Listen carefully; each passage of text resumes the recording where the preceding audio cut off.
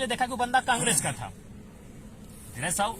देखिए जो गलत है तो गलत है, ठीक है, हम भी चाहेंगे कि धीरज साहू जिसे जितने भी लोग हैं सामने आए, लेकिन वो बंदा इसीलिए पकड़ा गया कि वो कांग्रेस का है। क्या बीजेपी के वालों के पास नहीं है?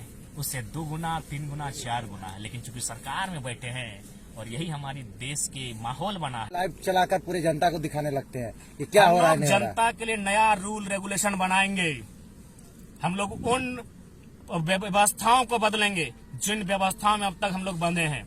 हम लोग जनता के हैं, जनता के लिए हैं, और हम लोग उसके लिए किसी भी नए नियम कानून को स्थापित करने के लिए बाध्य करेंगे बाकी लोगों को।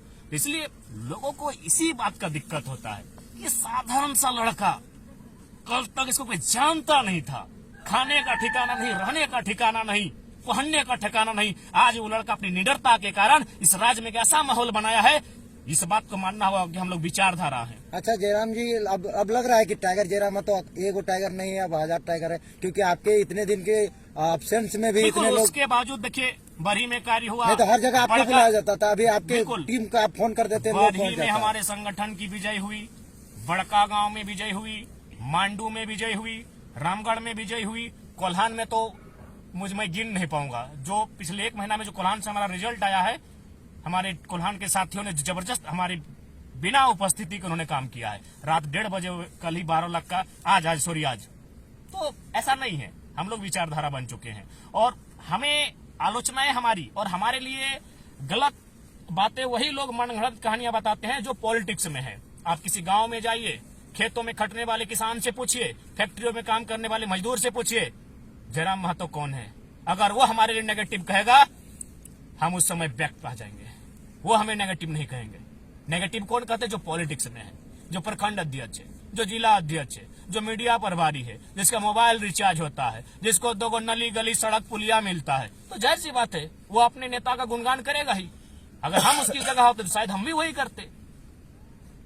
लोग तो आपके बहुत सारे चाहते हैं, आपकी जिस तरह से बातों को रखते हैं, लोगों को हक अधिकार रखते हैं, दिल से चाहते हैं, लेकिन चुनाव सामने है। चुनाव में बहुत सारे ऐसे आपके जैसे नए युवा अच्छे विचार वाले लोग चुनाव में आते हैं, लेकिन उस तरह का नहीं दिखा पाते जिस तरह से लोगों को भाषणों में काम करके दिखाना, एक प्यार जो मिलता है। तो इस तरह का आप कैसे लोगों को उस भावना में लाइएगा? देखिए समय लगेगा, लेकिन ऐसा नहीं कि हम लोग नहीं कर पाएंगे। पार्टी वाला कहता है कि बूथ स्तर में काम नहीं कर रहा है, लोगों को तो दिखा रहा है, बूथ मजबूत नहीं कर रहा है। जो अगर ये सवाल कर रहे हैं, जो पार्टी वाले अगर हमारी इस तरह आलोचना कर रहे हैं कि हम लोग बूथ पे काम नहीं कर रहे, तो बढ़िया बात है, रास्ता में बता रहे हैं, हम बूथ तक जाएंगे। देखिए सबसे पहली बात है कि ये सच्चाई है कि हम लोग नई पार्टी हैं, हमें समय लगा है, लेकिन इसका मतलब ये नहीं कि हमारी आइडियोलॉजी गांव तक नहीं पहुंची।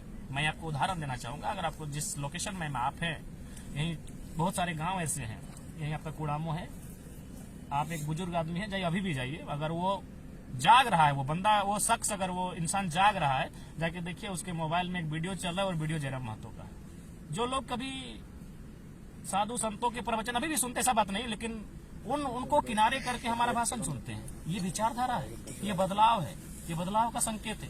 अब चले जाएगा, 80 साल का बुजुर्ग है हमारे इसी चित्तरपुर के गांव में, सर के सारे बाल सफेद हो गए हैं, वो पांव में चप्पल भी धारण नहीं करता है। अगर वो जाग रहा है तो मेरा वीडियो देख रहा होगा।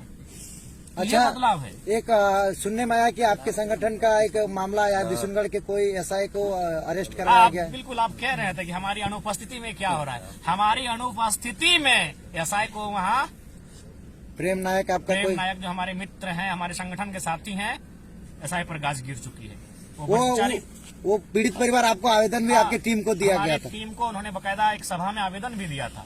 उसी आवेदन को हम लोग संज्ञान में लिए थे और हम लोग पूरा अपना लाइनअप किए थे। देखिए जो भ्रष्टाचारी है हम लोग भी नहीं बख्शेंगे, जो ईमानदार है उनको नमस्कार करेंगे, जो भ्रष्टाचारी करप्टेड है उसको नहीं बख्शे जाएंगे। तो आज वो एसआई जो करप्शन को ओढ़ रहा था, करप्शन के साथ सो रहा था, करप्शन को खा पी रहा था, आज उसका हालत पता कीजिए क्या स्थिति में। ये हमारी अनुपस्थिति में हमारे संगठन के साथियों ने करके दिखाया। और आप हमेशा बोलते हैं हम गिरिडीह के हैं, पारसनाथ और झुमरा के बीच के रहने के हैं और वहाँ के तलहटी के हैं, तो इसी के प्रवासी मजदूर का भी एक मामला पेपर कटिंग में आ रही है, उस पर भी आप लोग आगाज कब करिएगा? आप तो मुआवजा तो दे रहे हैं, उनको लेकर आंदोलन कुछ कीजिएगा, आवाज उठाइएगा? देखिए चूंकि प्रवासी जो विषय है वो कहीं ना कहीं हमारे जो सामर्थ्य का जो क्षेत्र है उससे कहीं ना कहीं अधिकार क्षेत्र जो है वो बाहर। अगर काशी राज्य का या देश का विषय होता ना तो बहुत सुलभता के साथ हम लोग यहाँ लेके आते।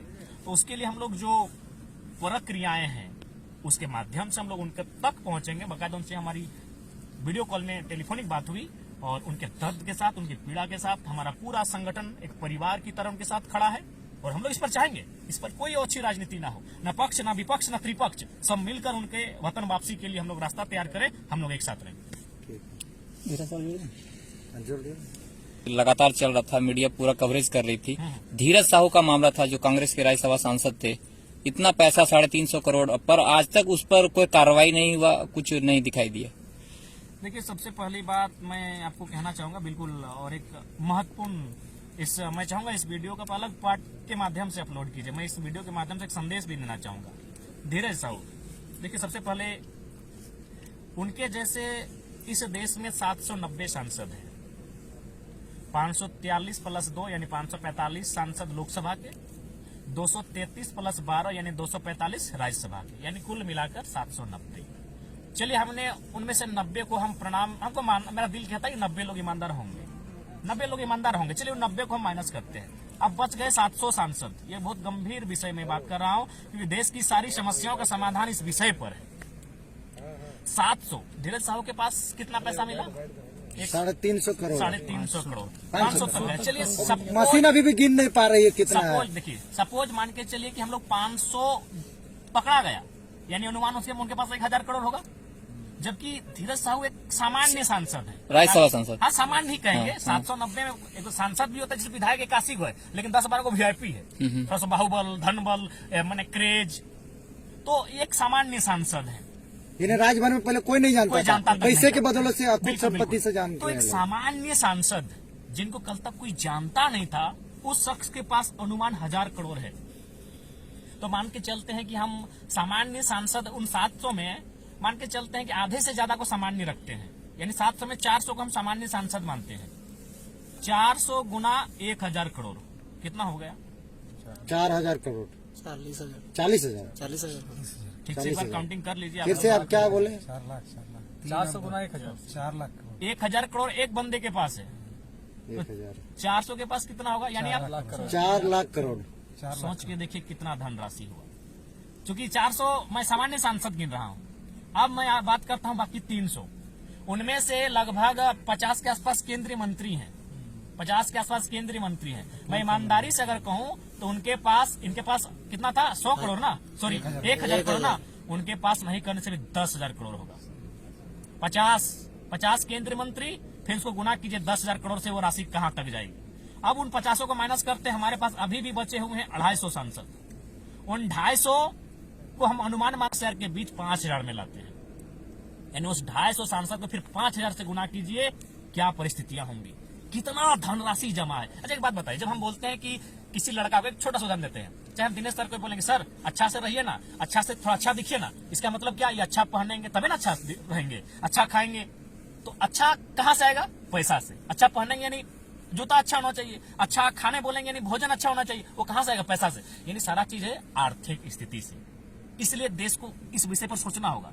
यानी एक सांसद के पास अगर 1000 करोड़ है तो बाकी 790 सांसद, उनमें 90 को माइनस करके जो 700 बचेंगे, उनके पास कितना पैसा है? तो कहाँ राज गरीब है? राज तो अमीर ही है। राज भी गरीब नहीं है और न ही देश गरीब है। मुट्ठी भर लोगों के हाथों में देश की संपत्ति है, इसलिए आज ये देश की दशा है। भगत सिंह ने एक कथन कहा था, मैं इसको पुनः कोट करूंगा, कि कोई भी इंसान इतना अमीर नहीं होना चाहिए कि दूसरे इंसान को खरीद ले, और कोई इंसान इतना भी गरीब नहीं होना चाहिए कि उसे अपने आप को बेचना पड़े। ये माहौल देश में बन चुका है। ये तो आप पुराने भाषणों में भी तो देते हैं। ये माहौल देश में बन चुका है कि कुछ लोग किसी को खरीद लेते हैं। खरीद लेते मतलब अपने घर में लाकर पशुओं की तरह खटाते हैं, उसको साफ करवाते हैं, जो भी करते हैं काम, जो एक जानवर की तरह उससे काम लेते हैं वो। यानी एक इंसान दूसरे इंसान को खरीद चुका है, और वो जब अपने आप को बेच चुका है, रीजन क्या था? पैसा। और वो पैसा कहाँ है? हमारे सांसदों के पास। एक लॉजिकली बात देखिए, झारखंड की अगर हम बात करें तो आई थिंक झारखंड में शायद 2001 के आसपास, सर अगर आप लोग गूगल कीजिएगा तो हमको लगता है 19,800 के आसपास विधायक लोग का वेतन था। 19,800। अगर आप 2010 के आसपास चले आइएगा तो वो वेतन चला गया था 49,000 समथिंग, यानी 50,000। आज वो वेतन लगभग 2,72,000 के आसपास है। अच्छा, एक बात बताइए, आप लोग जितने लोग बैठे हैं, ऐसा नहीं कि आपके घर में या आपके रिश्ते नाते में कोई सरकारी जॉब नहीं करता होगा, करता होगा। क्या कोई बंदा ऐसा है जिसका वेतन में इतना इजाफा हुआ होगा? नहीं। यानी देश को दीमक की तरह कोई चाट रहा है तो ये राजनीति चाट रही है।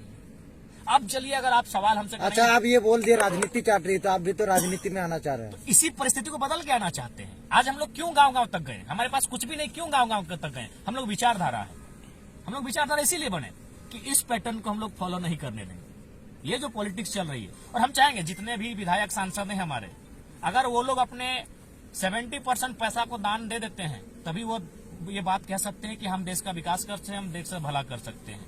नहीं तो उनके पास, अभी तो हमने सांसदों का पैसा गिनाया है, विधायकों का गिनाएंगे, और उस पैसे का जब बजट तैयार करेंगे और उसको अगर प्रत्येक जिला वाइज, जो हमारे 700 के आसपास जिले हैं, हमारे पास जो 7 लाख गांव है, उनमें जब बंटवारा करेंगे तो एक बहुत बड़ी राशि सामने आएगी। देखिए, एक सबसे बात क्लियर जान लीजिए, विकसित होना का मतलब, उन्नति होने का मतलब आर्थिक से, आर्थिक सबसे बड़ा इंपॉर्टेंट चीज है आर्थिक, इकोनॉमी। इकोनॉमी यानी साफ शब्दों में पैसा, और पैसा गलत तरीके से इन लोगों के पास है। और चूंकि धीरज साहू ने